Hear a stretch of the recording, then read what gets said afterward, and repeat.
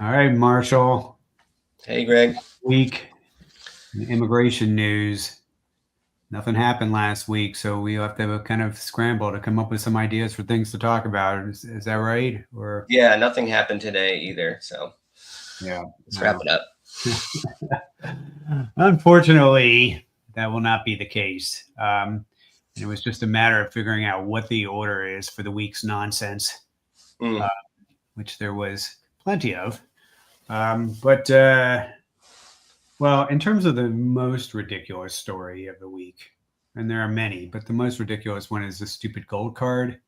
Yeah. That they just don't want to let go on that, and it's sort of morphed into something that was completely illegal to now something that is very illegal, but people are like at least have to think about it for a second before they can say that it's completely undoable. So basically, what we have with this gold card, which I'm guessing, and we'll probably see in a second in the comments that we'll hear from people like trying to say, I wonder if I qualify. So they actually produce some very official looking forms. Let me see if I can do a screen share for a second and kind of show what this form looks like. Are you looking for the 140G? Yeah, hang on. So I got to do, I don't do this very often here. Can you all see this form? Marshall, do you see it? Yeah. All right.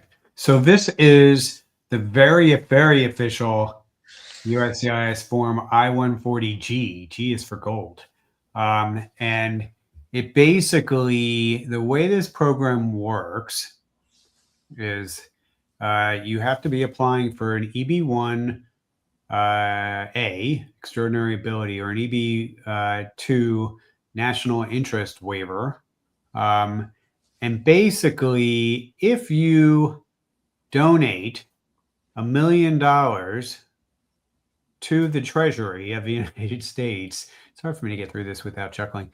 Then you are considered to have either extraordinary ability or meet the national interest criteria. And my first suggestion would be if you're applying for this category, and I'll tell you why you'd be an idiot to apply for this category in a second. But if you're applying for this category, is there any world in which you would not pick number one versus number two? As far as like picking EB1A over EB2, like why would you ever pick EB2? And basically the idea I think on EB1A is that it's sort of like a one-time thing, like an Academy Award or an Olympic gold medal, and you don't have to meet any of the other criteria.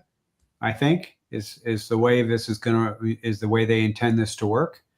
I'll show the instructions as well in a second, but the and then the second thing you could do is you could be a company filing on behalf of an individual, and if you are a company, then you have to pay $2 million for the one person and $1 million per person for any accompanying spouse or children listed in the petition. So why would you ever do that if you're a company versus like just giving your employee $1 million and have them can be contractually obligated to pay it to the treasury so that it would cover spouses and kids and you'd only be paying half the money.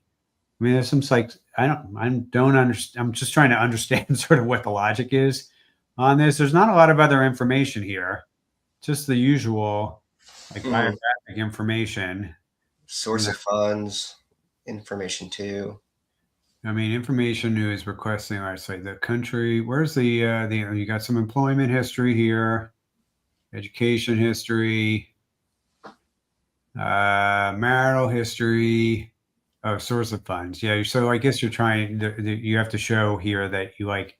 It's not an organized. You're not an organized crime guy. Although you can be an organized crime guy and still curry favor with the administration, or be into like crypto fraud and that kind of stuff. That doesn't seem like that stops things. But my guess is, if you made a significant donation to the Trump administration and you have criminal issues in your background, you probably could still get away with it here.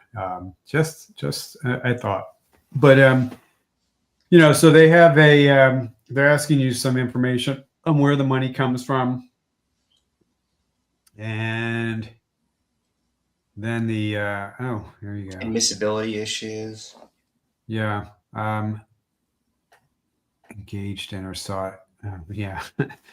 Have you has your gold card money come from terrorist activities? Well, I'm glad they at least asked that question on there. But, most of the rest of his stuff is, okay.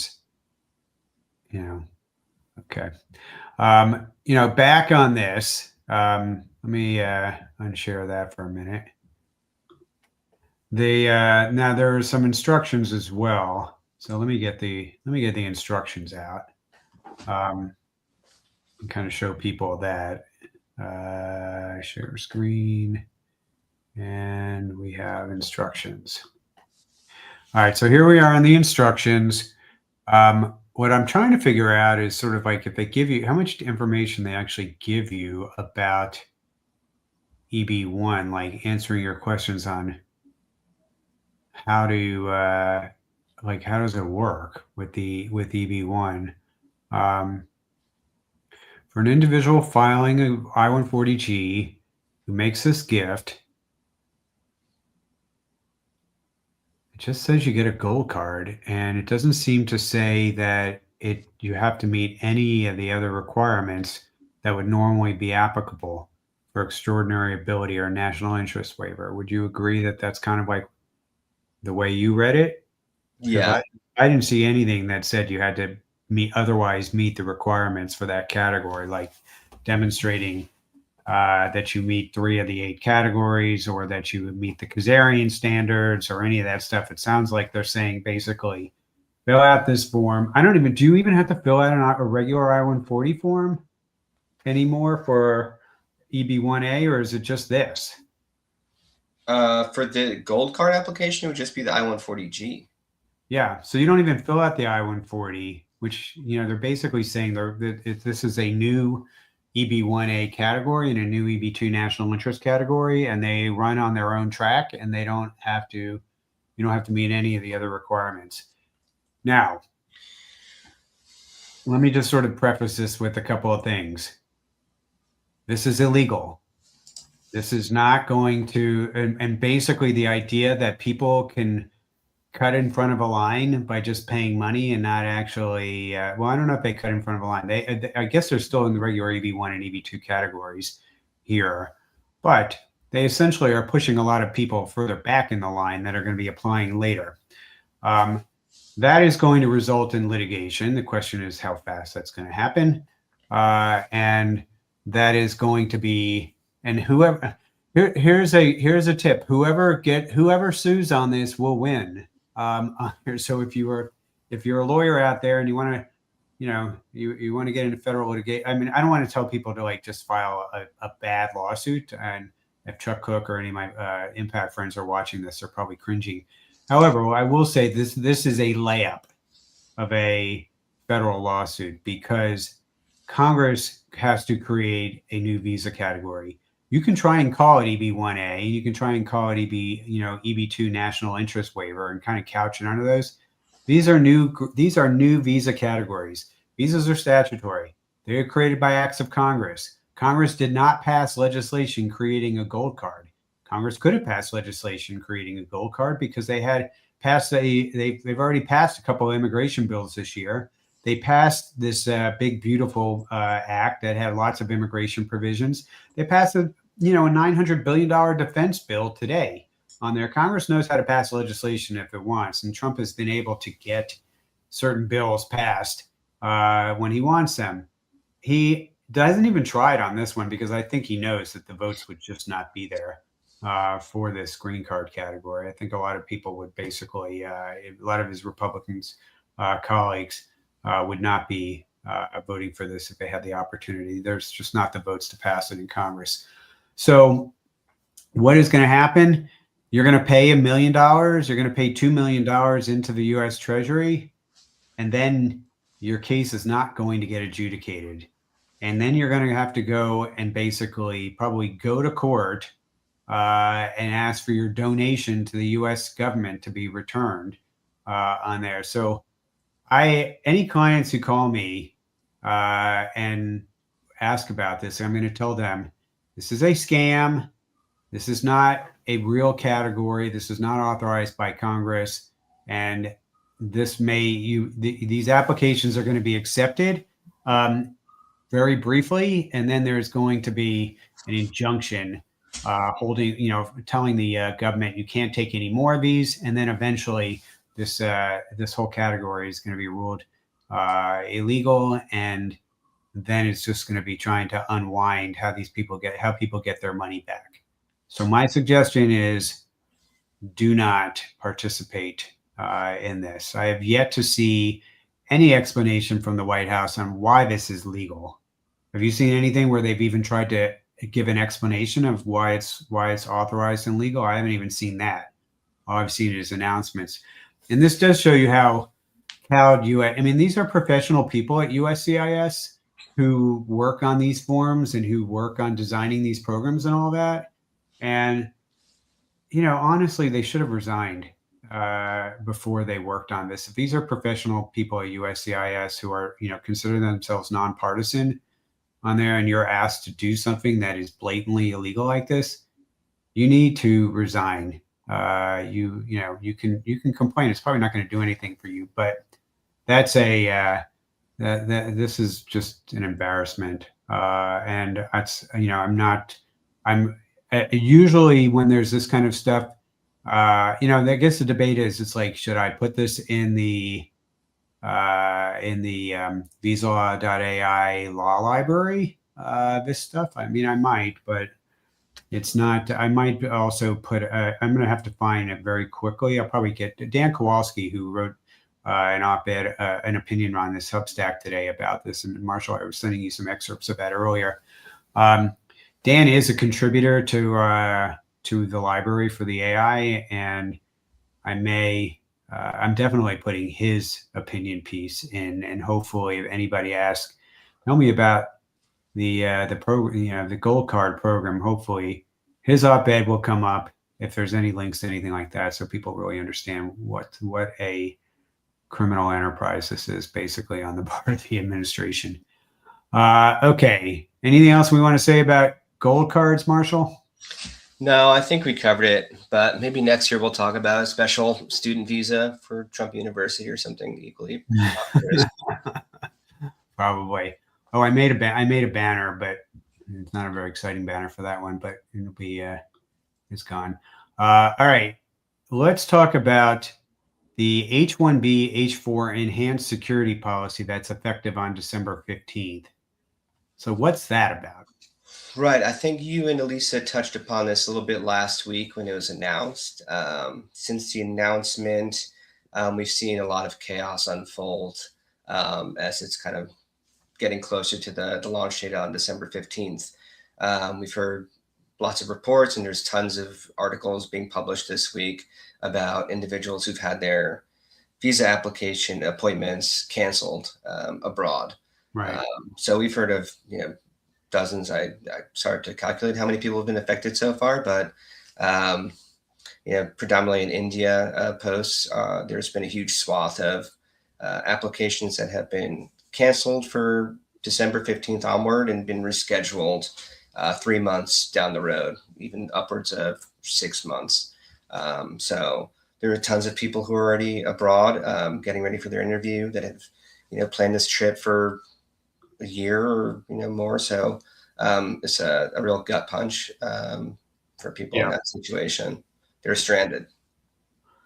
Yeah, and I hate to tell people this every week, but there's usually, unless there's something that requires you to travel from an immigration perspective, like you have to have a new visa in order to be able to re-enter the U.S. and you have no choice in the matter.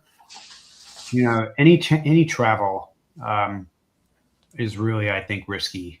The only ones I think are not travel. I would say maybe not a big deal if you're from Europe and have a visa that has several years left on it, and you're probably okay in those circumstances. Except at some point, Trump could just announce an across the board, every category travel ban, with barring anybody from coming into the United States on any kind of visa. And you may say, well, that sounds a little crazy, but you might remember he actually did that during COVID, where he basically barred all entries into the United States at one point. And maybe there were some more legit reasons for that, like public health, but he doesn't seem to be too worried about appearances on there, and he's largely, it seems like he's moving in that direction at some point of having a much broader travel ban.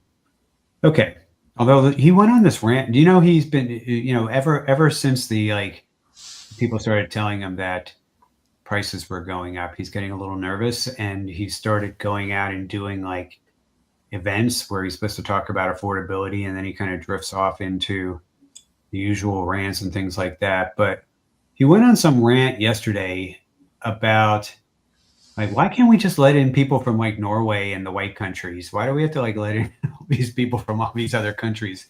And it's like, Donald Trump, that is very, that is you being you on there. And that is when a lawyer goes to court and they like to say that you can sue and you say that a policy is based on animus and not on actual legitimate public policy, they find your Truth Social posts, they find your quotes from your rallies and all that, and the judge looks at it and it's like, there is nothing. This was not a rational policy. This was rationales that were designed to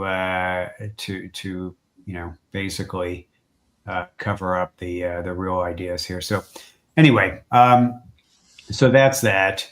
I did actually. Well, I'm gonna interject on the agenda, and since I'm getting good at screen sharing tonight, I'm going to show another one. We are onboarding a case for impact litigation, a new case on UNT litigation.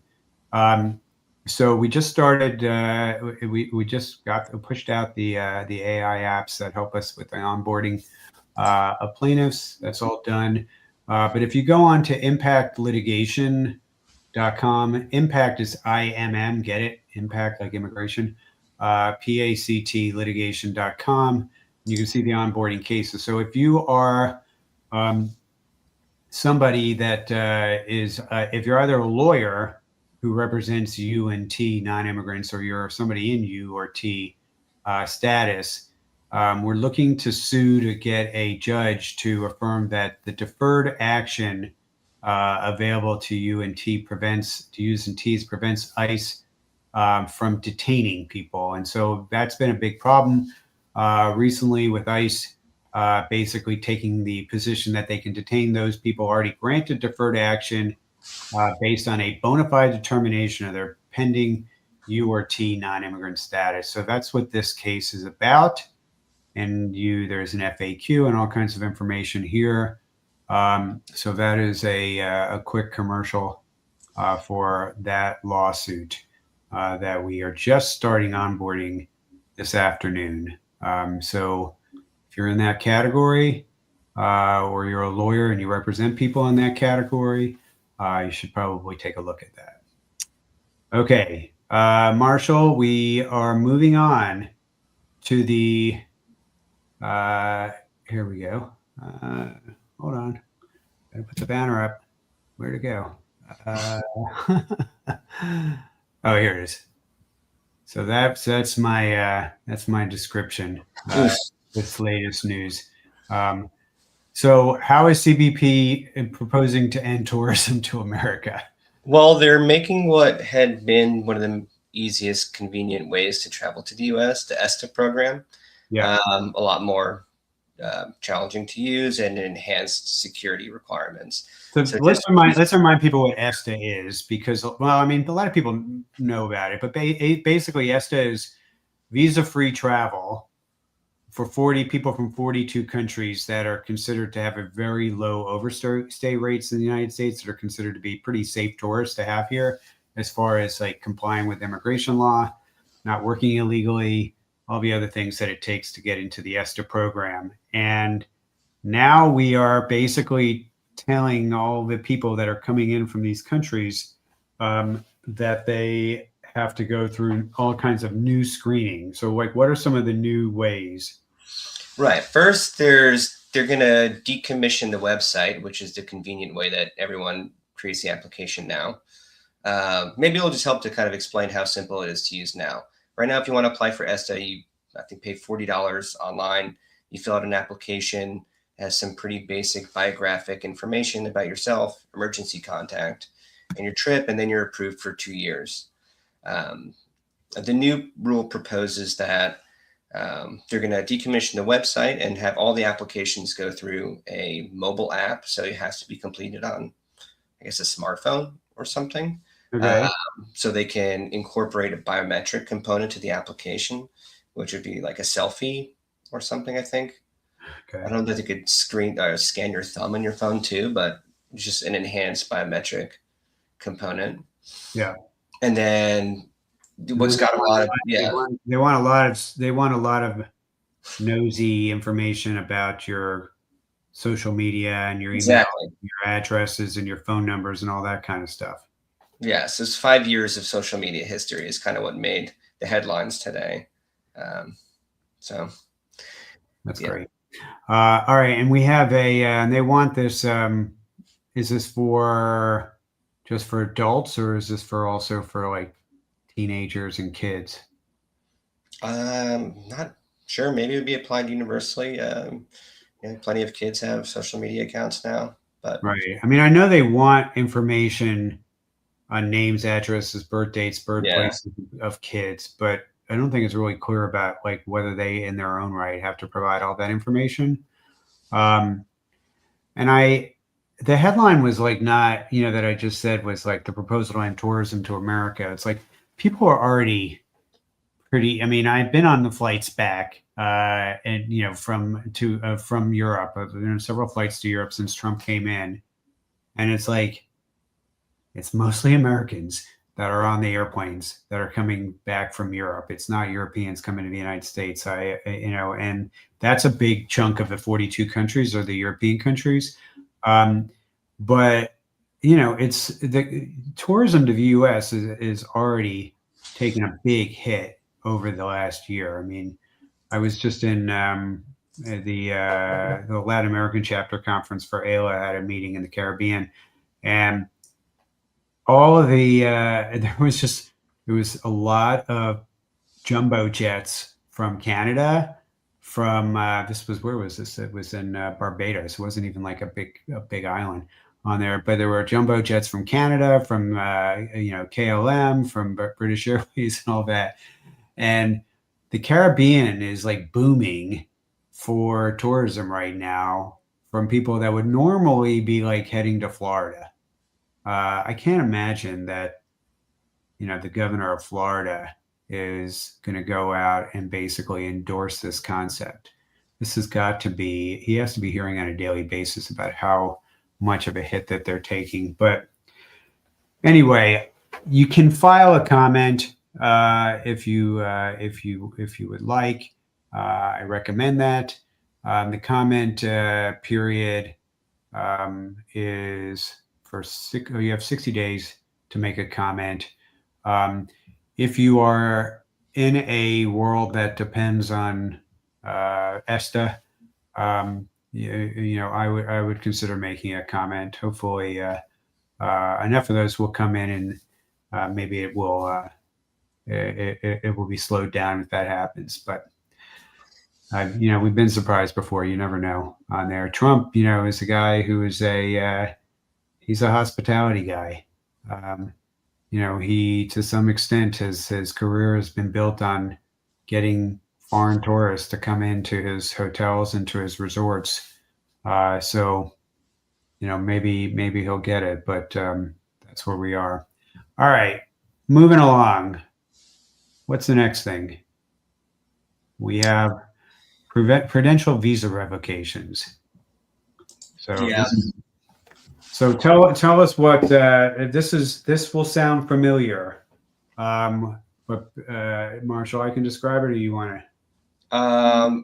You were more involved with the student revocation lawsuits going back Yeah. last. So people may remember the students that there were about 6,000 students that had their visas revoked, their their their CVIS records revoked by ICE, and were basically put in this limbo. And what was going on then was the State Department apparently was going through a database and basically just matching names for students that happen to be in this database. But they weren't paying very much attention to the actual details. It was like, if you're in there, we're going to assume you're a criminal and we are revoking your visa and we're pulling it. And as it turns out, there were a lot of people who had been um, arrested, but on but it was determined that it was completely incorrect, and they shouldn't have been, and they were released, but they're still in that database, even though in America we believe in this thing called innocent until proven guilty. In this case, they were sort of like they weren't released on necessarily on technicalities. They were released when they figured out that like this person is not guilty of anything, and there's no crime here to prosecute. They also put a lot of people in who reported crimes, that they were just reporting a robbery, or they were reporting being a crime victim of one sort or another, and then they found their visas revoked. Because they were in this database, and State Department wasn't even checking to see like why they were in the database. They just said, you're in the database. It doesn't matter whether you're a victim or an actual perpetrator of a crime. So we had a lawsuit at Impact that and there's actually been some recent news on this, but we had about 440 students, I think, for a case that we filed in Atlanta, because that was the original group of plaintiffs was for Georgia students, and the DHS settled with us. And basically, as that case, they gave us everything we asked for, including like reinstating their CVIS status and guaranteeing not to ever punish them for any of this. I mean, we had sort of this list of like 10 demands, and they gave us all of them. But one of the most important ones we gave is that they said, well, DHS said we'll settle. State Department wasn't ready to do that yet, and we just said to the judge, we want, and we agreed with the administration gave in to us as well. They allowed us to dismiss the case after we got the settlement with DHS and got all the students taken care of. Then but they agreed to dismiss it without prejudice so that we could refile the case against the State Department for visa revocations. We're filing for, I don't know how many we're filing for at this point, but we're filing for a large chunk of those students, again, the same students, in a new case against the State Department. And it's a Boston, it's going to be a Boston case. So that's about to happen. Reason I'm going through all that history is the State Department, rather than basically seeing the writing on the wall and very likely going to lose, they're now announcing now we're going to extend this out to a bunch of other non-immigrant categories. And there were H-1Bs, J-1s in there, but basically we're going to start seeing these visa revocations happening again for people in these other categories. So be on the lookout. Definitely be careful about if you have had you think you might be in any of these databases. You need to be really careful about travel, because it may not be communicated that your visa has been revoked before you leave the country, and you may think, I've got a valid visa, I can totally come back in. And then you're going to find out once you're out that the visa was revoked while you were out under this policy, and you're not going to be allowed in. It's going to be a lot easier for you to fight this policy from within the United States. So My guess is there will be new litigation against the State Department for people in this situation. The reason why the State Department, incidentally, why you can win these cases against the State Department is there is this concept called consular non-reviewability, but it requires an individual determination by an individual officer. The State Department can send from Washington information to the consulate that would allow an individual officer to then go in and look at the record and make an individual determination. They cannot make send a blanket list to all the consulates around the world and say revoke these visas, or even what they did, which was they revoked them like from the top. They never let individual officers have the review, and that's what consular non-reviewability says, that the courts are not going to second guess individual officers who have looked at all the facts and made a determination. But when it's happening as a matter of policy and it's being directed from DC, not the consular officers, that's a problem. And that, I think, is why this policy is probably going to suffer the same fate that the students are. So that's that. I guess the lesson of that is, again, don't travel unless you need to. You don't need a valid visa to be, if you're in the United States with a valid I-94. So you can be in the United States with an expired or revoked visa. But what I would anticipate is that if they revoke the visas, then they may try to revoke the I-94 and the status in the United States. But that's going to be easier to defend if you're already here and you can just go to court and ask a judge to block whatever is happening. So if I were trying to advise people who might potentially be affected by this, I would tell them don't travel and be prepared to fight it from within the United States. Any difference in opinion on that, or is that? No, I would just stress the travel part. I've seen issues with someone that's had a prior criminal issue that's already been in front of the consulate before be the reason for a potential revocation. So it does appear pretty unpredictable, and yeah. Okay.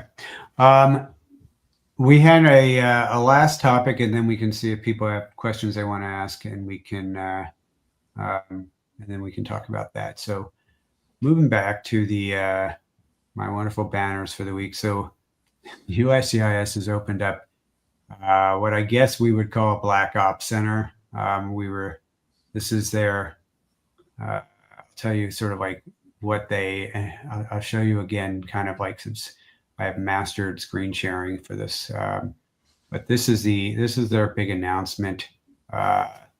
They've established this new center to strengthen immigration screening and target bad actors. So who knows what they're doing in this place? But it's it's lots of top secret stuff. It's lots of surveillance, and it is now the place that is basically. My guess is they're going to be doing a lot of stuff the State Department was doing, which is like combing social media, doing surveillance to the extent they can. But that's that's this new thing on here, and it's a new a new office of USCIS. So we'll see over time what this actually means. But that's the last thing that we had as far as news. I'm sure we could have come up with other things, but there's always like horrible news about citizens being arrested, or the front page of the New York Times today had a story on just horrible health conditions for people that are being detained at ICE detention centers, including people with like cancer not getting access to treatment, people, like all kinds of horrible stories. So there's a lot of that. I think you'll pick up a lot of that just like through the general news media. And we'll be talking, we'll obviously talk more and more about that. But that is that's the I think we hit a lot of the issues last week with the asylum ban and all that. And there's really sort of like not a lot of new developments on those stories since last week, but we will keep people up to date. So we had a couple of comments. So we had Zach Sham, who's one of our regular viewers, saying, "Yeah, talking about this gold card that the where were the provisions in there for a refund? And there seemed like did they? I don't think they actually released a form or instructions on how one actually makes that payment to the U.S. Treasury, but I think it's pretty much just like sending a check to the pay your taxes. You like just write a check to the U.S. Treasury, you mail it to the Treasury, and then I guess you show that. I don't know. You take a screenshot. You take a picture of the check and show that it cleared your bank account. I mean, I haven't seen any of the information on sort of how one actually does it, but I would not want to be getting a refund listed as a donation. So that is a good reason. That is a good thing to be concerned about. Another thing, why would anybody file these when they can just file EB-5 and have the money invested instead? That's a good question. I would say the EB-5 is at least a legitimate, real program that Congress has created, and the rules for that program have withstood litigation already, and the fact on one of the stories that we had, but we didn't talk about it at the time, but our friend Matt Galati in Philly, who's a great EB-5 lawyer, had victories recently on the court victory on the EB-5 filing fees, and they had to drop the fee by several $1,000s because of his litigation. But it exists. Those programs exist, and the investments themselves are usually in very very real projects like Ritz-Carlton hotels and those kinds of things around the country, and the program's been around for 35 years. They just raised the investment amounts, recently, but it's still, for a lot of people, it's still in the realm of possible as far as coming up with that kind of money. And the EB-5 has its own quota. Now EB-5 might be, if you're Chinese, I don't know where the EB-5 backlogs are, but there's definitely a large backlog for China, and there might be a backlog in EB-5 for India, which might be a reason why you wouldn't want to file for it. But I'm not sure it would be any longer than EB-1. Marshall, I don't know if you have the visa bulletin handy, but yeah, it looks like, it's broken down into multiple categories, so it might depend on where you fall in it, but yeah, I'm looking right now at the December visa bulletin for EB-5 final action dates. So it's 2021, July 2021 for India, and July 15, 2016 for China. So it's a little bit further back. It's about a March 22nd, March 15, 2022 is the EB-1 backlog for India. So this is about 9 months behind what it is for there. And for EB-5 for China, it's actually backlogged only to January 2023 for EB-1 versus July 2016 for China. So in the case of China, Sahil, there would be a really good reason to file in this category, an EB-1, a real EB-1.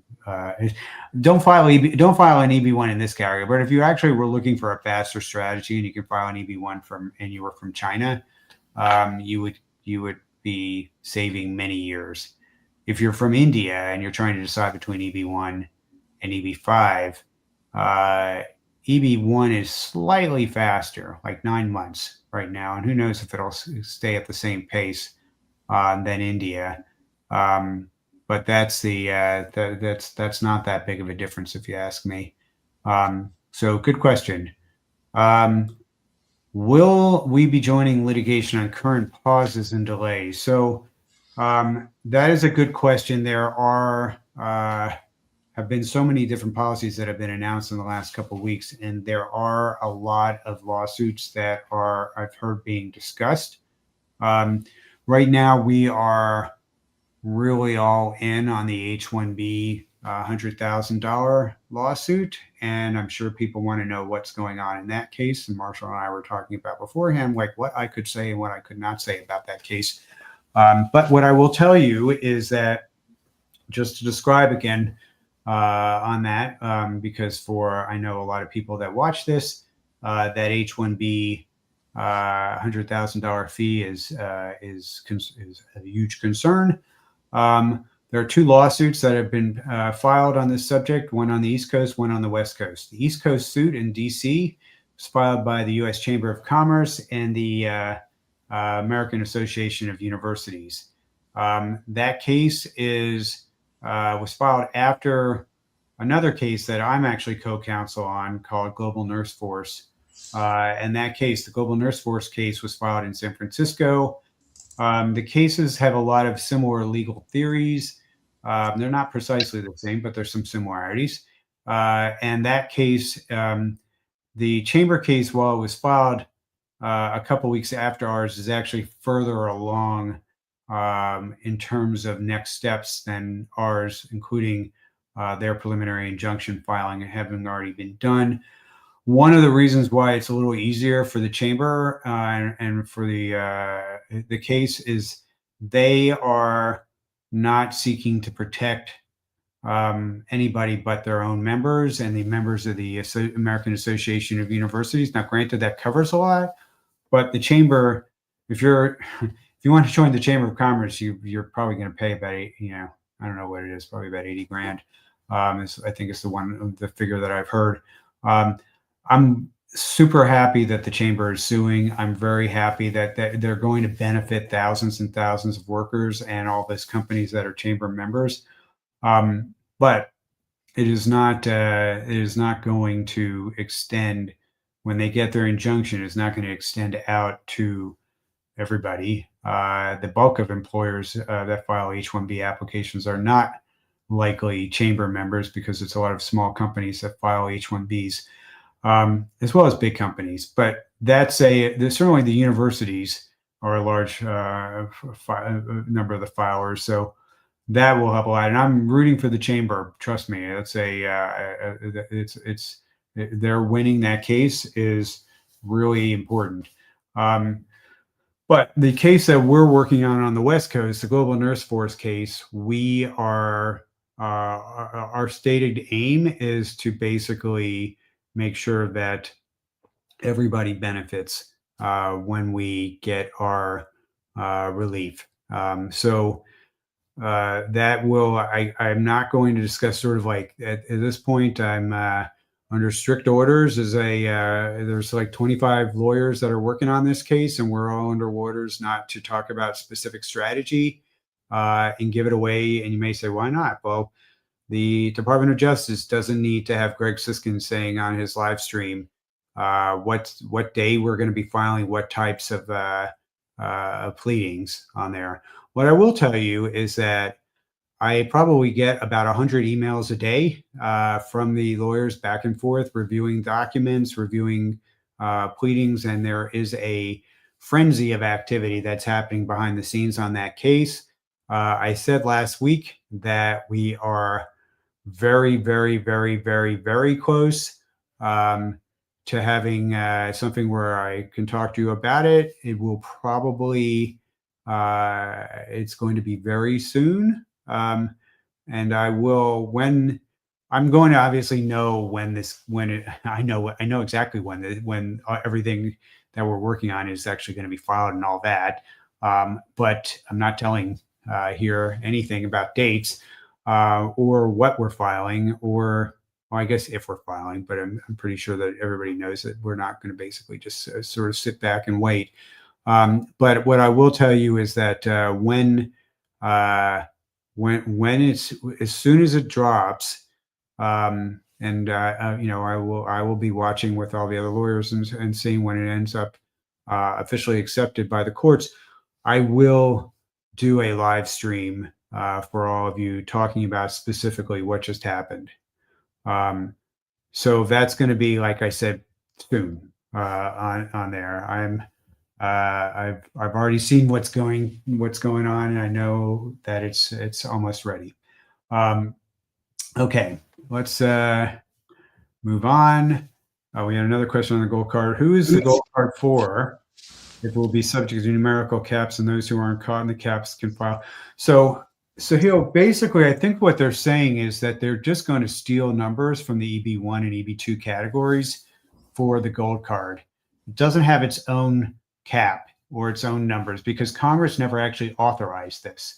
So all they're doing is like quite cleverly saying, oh, you have $1 million that you've given to the U.S. government. You obviously are a very extraordinary person. Thank you very much.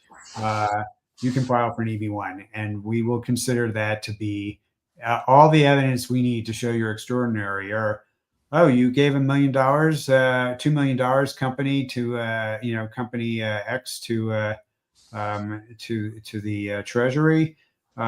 Obviously, that means you're doing, you've done something that provides a national benefit to the country. So your people get national interest waivers. I mean, that's basically what they're saying. They're just basically saying these existing categories, EB1 and EB2, they're going to allow people into those categories to squeeze out more numbers from people that are legitimately supposed to be in these categories. That's why they're going to get sued on this, because it's not authorized by Congress. And also, there are going to be plenty of people who are going to be furious that they actually meet the requirements that Congress set for these categories and are being passed in the line by these people who are basically paying bribes to the administration. So that is the so that's the again, but I think if you file in the EB2 category, EB1 category under this, you're basically going to end up, these applications are going to get denied. You may or you may not get your money back. And then at the end of the day, you're going to have a later priority date than you would have if you filed in a legitimate category. So maybe if you have an I-140 already filed and you have a priority date from before that, you're not going to screw around with that. But if you are like basically filing initial applications in EB1 or EB2 based on the gold card, and you're saying, well, I'm not going to start an EB5 application unless I get denied those, and you're in a category like from India or China that's backlogged in EB5, you basically have screwed yourself because you have lost time that you could have had in that category. So I would be believe me, it's like, I would love to, if Congress wants to pass this stuff and create new numbers I would love to have clients filing for these things. I don't want to have clients basically turn around and say to me, why did you let me do this on here? You knew it was illegal. You knew it was probably going to go to court. You knew that it was, and all that. So any lawyers who are watching, I know there are a lot of lawyers who are watching, you need to be really, really careful. I'm saying right now here tonight that if you are a lawyer and you are advising clients to file cases in this category, you should be prepared for the consequences when those clients turn around and file bar complaints against you for filing cases that you knew were very likely going to get denied, and people were going to potentially lose a ton of money, and they also were going to lose time in the lines when they could have been filing in other categories.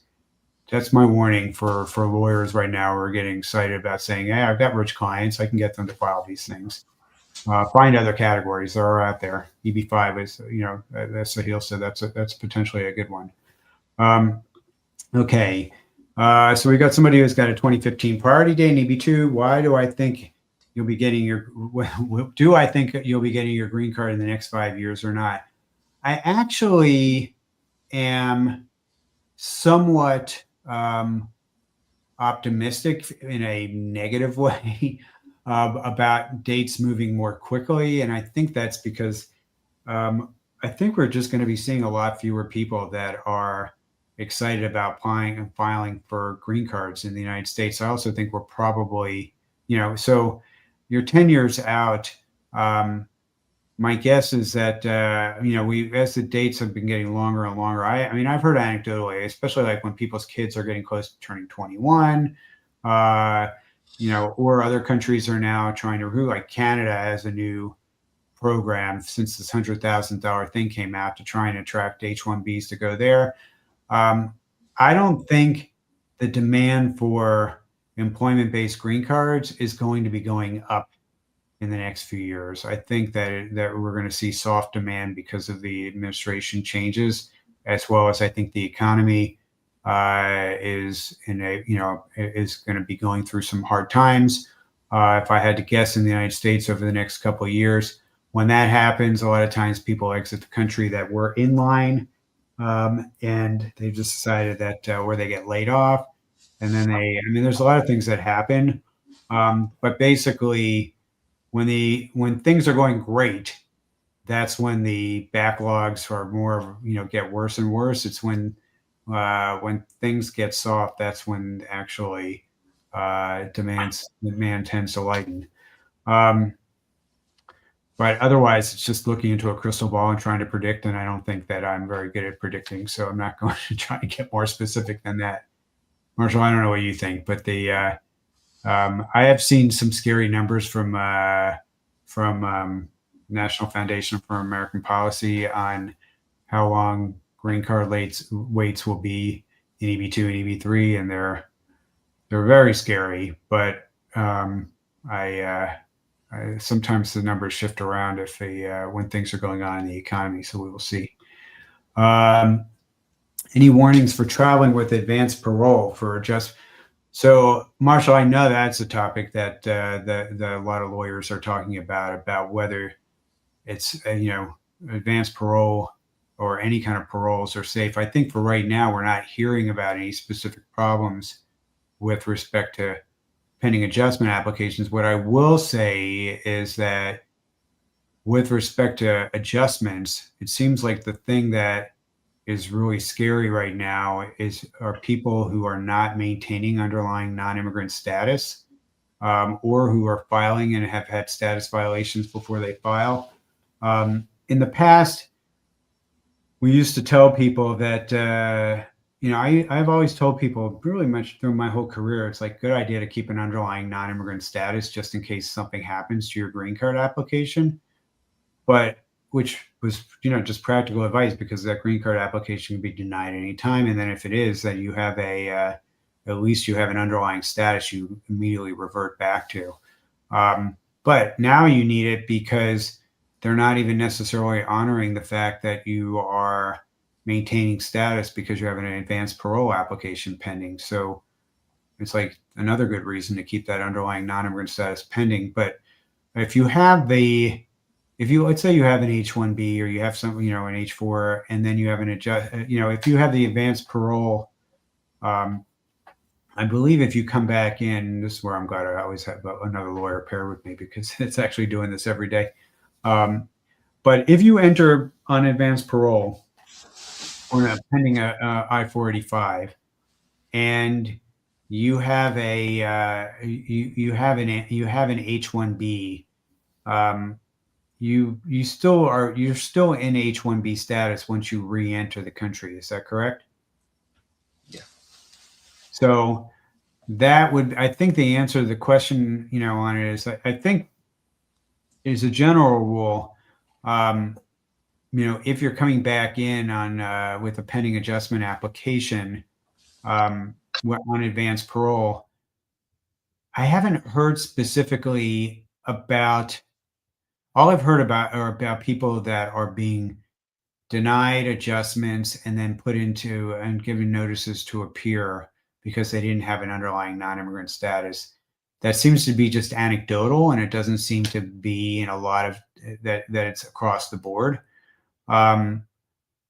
So I would say that, if you're maintaining an underlying non-immigrant status, I don't have any problem using advanced parole for travel.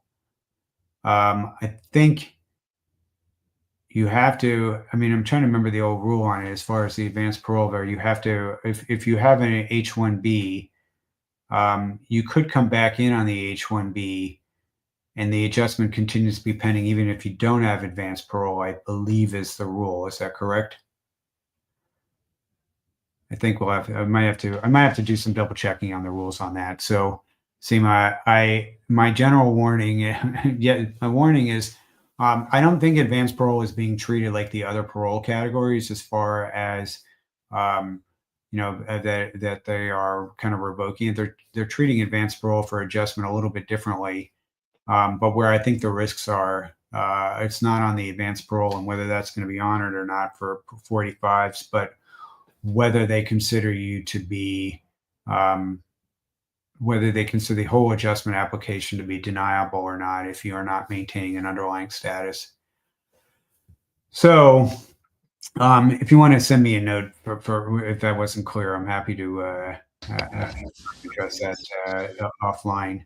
And then we had Mishra saying thank you. So I think that was the questions for tonight.